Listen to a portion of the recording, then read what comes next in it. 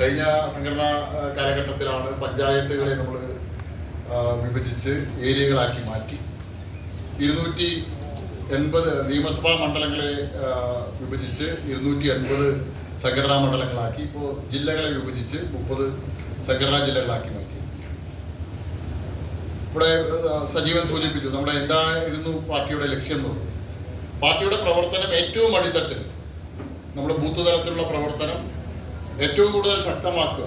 നമ്മുടെ ഭാരവാഹികൾക്ക് ജില്ലയുടെയും അതുപോലെ തന്നെയും മണ്ഡലത്തിൻ്റെയും ഏരിയയുടെയും ആളുകൾക്ക് നിരന്തരമായിട്ട് ബൂത്തുകളിൽ യാത്ര ചെയ്യാനും ബൂത്ത് പ്രവർത്തനം സജീവമാക്കാനുള്ള അവസരം ഉണ്ടാക്കുക എന്നുള്ളതിൻ്റെ അടിസ്ഥാനത്തിലാണ് പാർട്ടി സംഘടനാ പ്രവർത്തനം ഇത്രയേറെ വികേന്ദ്രീകരിക്കാനുള്ള ഒരു തീരുമാനമെടുത്തത്. തീർച്ചയായിട്ടും അതിൻ്റെ റിസൾട്ട് വരുന്ന തെരഞ്ഞെടുപ്പുകളിൽ നമുക്ക് ഉണ്ടാക്കാൻ കഴിയും. ഈ രാജ്യത്ത് ഒരു രാഷ്ട്രീയ പാർട്ടിക്കും അവകാശപ്പെടാൻ കഴിയാത്ത രീതിയിലുള്ള എല്ലാ വിഭാഗങ്ങളെയും സമസ്ത വിഭാഗങ്ങളെയും ഉൾപ്പെടുത്തിക്കൊണ്ടുള്ള പുനഃസംഘടനയെ ഭാരതീയ ജനതാ പാർട്ടിയിൽ നടന്നിട്ടുണ്ട്. ഭാരതീയ ജനതാ പാർട്ടിയെ സ്ത്രീ വിരോധികളായിട്ടുള്ള ചിത്രീകരിക്കുന്ന പാർട്ടികൾ ഏറ്റവും വലിയ സ്ത്രീ ശാക്തീകരണത്തിന് വേണ്ടി പ്രവർത്തിക്കുന്നു എന്ന് അവകാശപ്പെടുന്ന രാഷ്ട്രീയ പാർട്ടികളുടെ സ്ഥിതി നമുക്കറിയാം. CPM-ന്റെ ജില്ലാ സമ്മേളനങ്ങൾ പൂർത്തിയായി സംസ്ഥാന സമ്മേളനത്തിലേക്ക് കടക്കുക. CPM-ന്റെ ഏരിയ കമ്മിറ്റികളുടെ ഏരിയ സെക്രട്ടറിമാരുടെ കാര്യം എടുത്ത് നമുക്ക് പരിശോധിച്ച് നോക്കിയാൽ അറിയാം എത്ര സ്ത്രീകളുണ്ട്. ആകെ കേരളത്തിൽ ഒരു മുന്നാറുള്ള ഒരു വനിതയാണ് ഏരിയ സെക്രട്ടറി ആയിട്ട് വന്നത്. എന്നാൽ ഭാരതീയ ജനതാ പാർട്ടിയുടെ മണ്ഡലം പുനഃസംഘടന കഴിഞ്ഞ സമയത്ത് 32ഓളം വനിതകൾ കേരളത്തിൽ ഭാരതീയ ജനതാ പാർട്ടിയുടെ മണ്ഡലം പ്രസിഡന്റുമാരായിട്ട് ചുമതലയേറ്റു. നമ്മുടെ 280 സംഘടനാ മണ്ഡലങ്ങളാക്കിയ സമയത്ത് അന്ന് 23 മണ്ഡലം പ്രസിഡന്റുമാർ നമ്മുടെ വനിതകളായി. കേരളത്തിന്റെ ചരിത്രത്തിൽ ആദ്യമായിട്ടാണ് ഒരു രാഷ്ട്രീയ പാർട്ടിയുടെ മണ്ഡലം ഇത്രയേറെ വനിതകൾ മണ്ഡലം പ്രസിഡന്റുമാരായിട്ട് അന്ന് ചുമതലയേൽക്കുന്നത്. ഇന്ന് അത് 32ആയിട്ട് വർദ്ധിച്ചിരിക്കുകയാണ്. അന്ന് 800-ലധികം വനിതകൾ നമ്മുടെ ബൂത്ത് പ്രസിഡന്റുമാരായിട്ട് കേരളത്തിലുണ്ടായിരുന്നു. 800-ലധികം ബൂത്തുകളിൽ നമ്മുടെ വനിതാ ബൂത്ത് പ്രസിഡന്റുമാരുണ്ടായിരുന്നു. ഇപ്പോ 4 ജില്ലകളിൽ വനിതാ ജില്ലാ പ്രസിഡന്റുമാർ വനിതകളിൽ നിന്ന് ജില്ലാ പ്രസിഡന്റുമാരായിട്ട് ചുമതലയേൽക്കുക. കോൺഗ്രസിന് അവകാശപ്പെടാൻ കഴിയുമോ? CPM-ന് അവകാശപ്പെടാൻ കഴിയുമോ? ഇത്രയേറെ ധീരമായിട്ടുള്ള തീരുമാനങ്ങൾ മാറ്റത്തിന്റെ തീരുമാനങ്ങൾ എടുക്കാനുള്ള കരുത്തുള്ള രാഷ്ട്രീയ പ്രസ്ഥാനം അത് ഭാരതീയ ജനതാ പാർട്ടിയാണ്. വനിതകൾ മാത്രമല്ല, ന്യൂനപക്ഷ വിഭാഗത്തിൽപ്പെട്ട ആളുകൾ 3 ന്യൂനപക്ഷ വിഭാഗത്തിൽപ്പെട്ട ആളുകൾ ഇന്ന് പാർട്ടിയുടെ ജില്ലാ അധ്യക്ഷന്മാരായിട്ട് ചുമതലയേൽക്കുക. പട്ടികജാതി വിഭാഗത്തിൽപ്പെട്ട ആളുകൾ ഇന്ന് പാർട്ടിയുടെ ജില്ലാ പ്രസിഡന്റുമാരായിട്ട് 3 പേര് ചുമതലയേൽക്കുകയാണ്.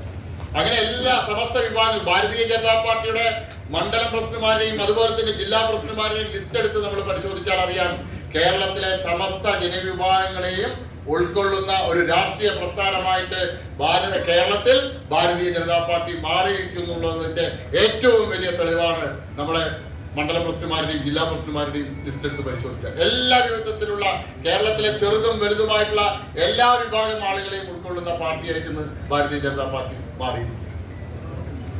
ശ്രീ പ്രഫുൽ കൃഷ്ണൻ കൂടെ ഇന്ന് ജില്ലാ അധ്യക്ഷനായിട്ട് ചുമതലയേറ്റു.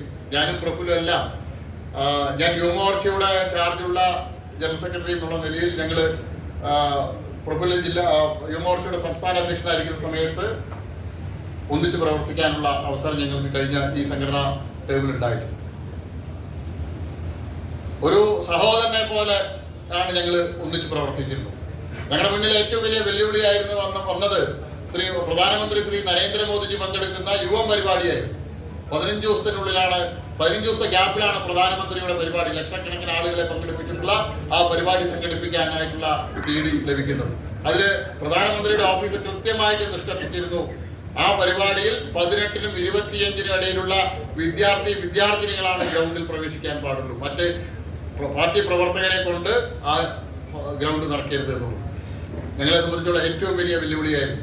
അന്ന് ഓൺലൈൻ രജിസ്ട്രേഷൻ വഴിക്ക് 56,000-ത്തിലധികം വിദ്യാർത്ഥിനികൾ ആ യുവം പരിപാടിക്ക് അന്ന് രജിസ്റ്റർ ചെയ്തു. ഇന്നും അതിന്റെ ഡാറ്റ യുവമോർച്ചയുടെ കയ്യിലുണ്ട്. ആ 15 ദിവസത്തിനുള്ളിൽ കേരളത്തിലെ ക്യാമ്പസുകളിൽ കേരളത്തിലെ +2 സ്കൂളുകളിൽ യാത്ര ചെയ്ത് വിദ്യാർത്ഥികളെ സംഘടിപ്പിക്കാനുള്ള വലിയൊരു ദൗത്യം ഏറ്റെടുക്കാൻ അന്ന് പ്രഫുലിന്റെ നേതൃത്വത്തിൽ യുവമോർച്ചയ്ക്ക് കഴിഞ്ഞു. ആ പരിപാടി കഴിഞ്ഞപ്പോൾ പ്രധാനമന്ത്രി അടക്കം അത്ഭുതപ്പെടുന്ന രീതിയിൽ ആ ഗ്രൗണ്ടിൽ മുഴുവൻ വിദ്യാർത്ഥിനികളെ കൊണ്ട് 18-നും 25-നും ഇടയിലുള്ള വിദ്യാർത്ഥിനികളെ കൊണ്ട് നിറയ്ക്കാൻ അന്ന് നമുക്ക് കഴിഞ്ഞിട്ടുണ്ട്. അത് പ്രഫുലിന്റെ യുവമോർച്ചയുടെ സംസ്ഥാന അധ്യക്ഷൻ എന്നുള്ള നിലയിൽ പ്രഫുലിന്റെ കിരീടത്തിലെ ഒരു പൊൻതൂവലായിരുന്നു ആ യുവം പരിപാടി എന്നുള്ളത് പ്രത്യേകം എടുത്തു പറഞ്ഞിട്ടുണ്ട്. ഒരുപാട് നമ്മുടെ മുന്നിൽ പ്രഫുലിനെ സംബന്ധിച്ചോളം ഈ പ്രസിഡന്റ് ചുമതല ഒരു മുൾക്കിരീടം തന്നെയാണ്. നേരത്തെ ഇവിടെ വി കെ സജീവൻ സൂചിപ്പിച്ചു, നേരത്തെ പോലെയല്ല BJP-യുടെ ഏരിയ പ്രസിഡന്റ് ആയാലും മണ്ഡലം പ്രസിഡന്റ് ആയാലും ജില്ലാ പ്രസിഡന്റ് ആയാലും എല്ലാം ഇന്ന് ജില്ലാ പ്രസിഡന്റും മണ്ഡലം പ്രസിഡന്റും ഏരിയ പ്രസിഡന്റും ഒക്കെ ആയാൽ സ്വന്തം വീട്ടുകാര്യവും സ്വന്തം വ്യക്തിപരമായിട്ടുള്ള ആവശ്യങ്ങളും അല്ലെങ്കിൽ മറ്റു ജോലിക്കാരെയും പോലും നോക്കാൻ പറ്റാതെ മുഴുവൻ സമയ പ്രവർത്തകനായിട്ട് പ്രവർത്തിക്കേണ്ട ഒരു സാഹചര്യമാണ് ഭാരതീയ ജനതാ പാർട്ടിയിലുള്ളത്. നമ്മുടെ ബഹുമാന്യായിട്ടുള്ള മന്ത്രി ശ്രീ ജോർജ് കുര്യൻജിയുടെ പത്നി പറഞ്ഞത് നിങ്ങൾ കേട്ടിട്ടുണ്ടാവും. രാവിലെ പെട്ടി എടുത്തിട്ട് എല്ലാ ദിവസവും പോവും, അതുപോലെ പെട്ടി എടുത്തിട്ട് പോകുന്നത് കണ്ടു. മന്ത്രിയാവാനാണ് പോയതെന്ന് അറിയില്ലായിരുന്നു. അതാണ് ഇന്ന് BJP-യുടെ ഭാരവാഹികളുടെ പ്രധാന ചുമതല വഹിക്കുന്ന ആളുകൾ. അത്രയേറെ സംഘടനാപരമായിട്ട്